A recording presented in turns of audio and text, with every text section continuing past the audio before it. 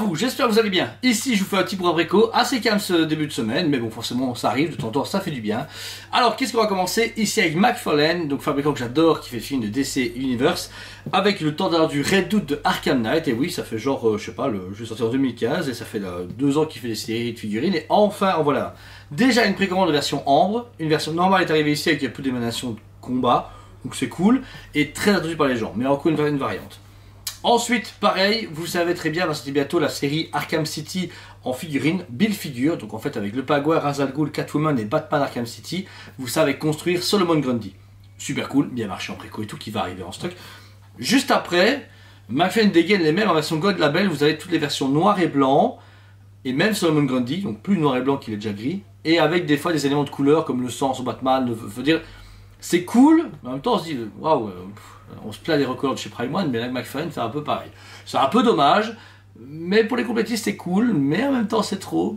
Voilà, il y a toujours cette barrière entre leur color qui est cool et vraiment chiant. Moi perso, je trouve ça chouette pour celui qui veut vraiment compléter sa gamme, mais aussi là après l'autre c'est dommage. Un an plus tard, ok, comme ça celui qui a raté la première série, il a de quoi se rattraper, mais à un mois d'écart, c'est un peu trop. Ensuite, toujours les fans de comics, on a Mongul et Frankenstein qui arrivent du coup en grand format 30 cm à 59,90. Super intéressant, les grandes figurines marchent super bien, que ce soit Man-Bat, que ce soit Killer Croc, que ce soit Clayface, et ces deux-ci qui complètent encore une fois la collection et qui, on a l'impression que ça n'arrêtera jamais. Et sincèrement, si vous avez l'occasion, faites la collection de ces figurines-là parce qu'elles sont sublimes, hyper verculées, pas chères, l'augmentation n'est pas vraiment énorme et surtout accessibles dans un temps record. En un mois, vous les avez, donc ça, c'est cool. Ensuite, Hot Toys a livré pas mal de produits en magasin, on a reçu Miles Morales, on a reçu du coup Anakin avec son snap, Dark Maul, Iron Man Full Comics et bien d'autres. Et ici en précommande on a le Bad Patch de Crosshair qui est enfin arrivé. Trop tard ou trop tôt? Bah trop tard. Trop tôt pour la saison 2, trop tard pour la saison 1. Perso je suis un grand fan de la Bad Patch, je les ai commandés à la base en coton mais le prix est tellement exagéré donc j'ai passé chez Hot Toys parce que je me dis quitte à payer 289 € de Crosshair en coton autant mettre 100 € plus cher à avoir Hot Toys. Voilà, désolé mais... Voilà, c'est un peu déconné chez Koto personnellement, même si elles sont très belles, c'est cher. Et pareil, même chez Hot Toys, 379,90 le Hot Toys. Voilà. Même si visage différent, le casque, l'arme, tout est nickel, mais c'est 380 €.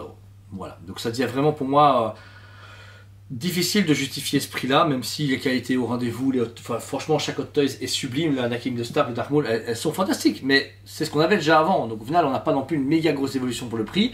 On a juste un gain de qualité, enfin on garde le même, mais voilà, c'est pas super. Ensuite chez Prime One Studio, là, c'était la semaine dernière, j'ai dû les encoder un peu en retard, sans jeu c'était un peu compliqué. On a le Megatron version 10e anniversaire du monde de Transformers, donc de Michael Bay. Un Megatron en version régulière et de luxe.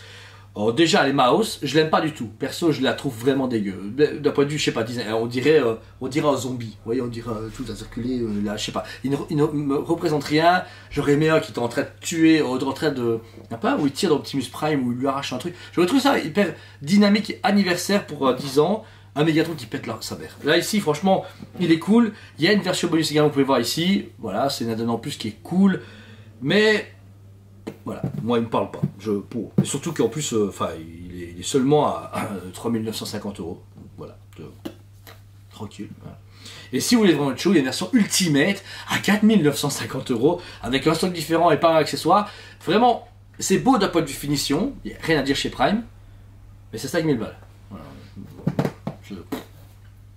Pour le même prix, on a plus ou moins la Maestro de chez XM Studio avec tous les trucs, déjà de 1. Et deuxièmement, encore une fois, quand même, ne me parle pas, je la trouve vraiment pas du tout intéressante. J'avoue que je n'ai pas parlé avec Thibaut qui est fan de Transformers, j'aurais peut-être dû poser la question avant de voir un fan ce qu'il en pense.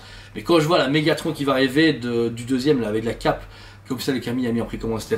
Là, elle claque, elle raconte un truc. Là, on dirait un beau bout de métal, on dirait un vieux séchoir qui est comme ça, qui fait la pause. Donc, perso, je suis pas acheteur.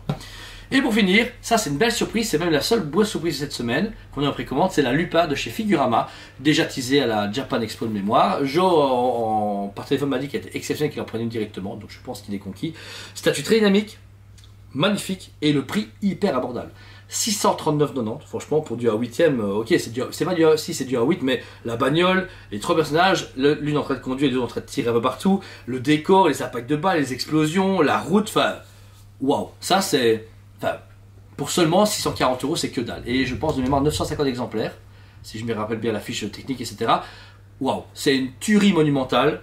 Je suis pas du tout fan de Lupin, je connais Lupin et je trouve adoré ce côté un peu gangster, voleur, etc. Et je sais qu'il y a un animé sorti il y a pas longtemps où j'ai vu des extraits, mais j'ai pas encore regardé. Mais je me rappelle comme d'animés d'époque, j'ai regardé un petit peu comme mon père me les montrait et franchement, waouh!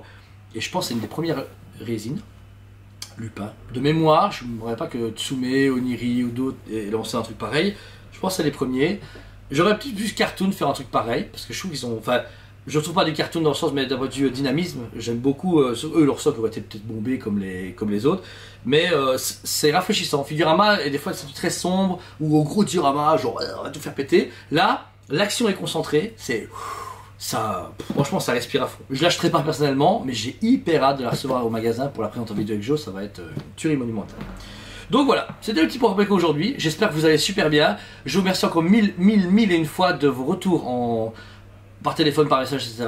Bon, je me manque un petit peu, ça a fait une semaine qu'il est plus là, faute de bébé, vous savez très bien. Mais il n'y a que des retours par mail et moi pareil par téléphone. Nos vidéos, ce qui paraît foutre du coup la pêche, c'est tant mieux parce que ça nous aide beaucoup mutuellement. Je pense que c'est un bon échange équivalent, comme dans Full Metal Alchemist. Parce que on se motive à faire des vidéos pour vous donner du coup le sourire et vous, vous achetez chez nous et même vous faites super gentil par téléphone et par mail ou même en magasin. Donc, c'est un bon retour des choses, c'est super cool. Encore une fois, je vous rappelle, on ouvre du coup un tout nouveau restaurant geek, The Strange, fin du mois, début novembre. Full Marvel, vous pourrez discuter des plats, et on a fini la carte qui est magnifique, ça va tuer sa maman. Franchement, c'est terrible. Les vitrines sont arrivées, les statues sont dispo, tout est bon, il y a jusque là en train de finaliser quelques marchandises et surtout la formation d'Elodie et ma soeur. Mais vous allez voir, ça va être énorme pour sa distance. On vous montrera des belles photos, on vous enverra les colis tests. On se dit, on ferait bien takeaway à 500 km, ce serait pas mal. On fait une sorte de gros burger Marvel, vous voyez, on le fout dans un colis et on le compacte bien, hein, et on verra bien si ça tient. Alors moi je pense que ça va être dégueu, mais voilà. En tout cas, merci à vous tous, je vous aime beaucoup et je vous dis, allez préco. On vous aime beaucoup et on vous dit à très bientôt.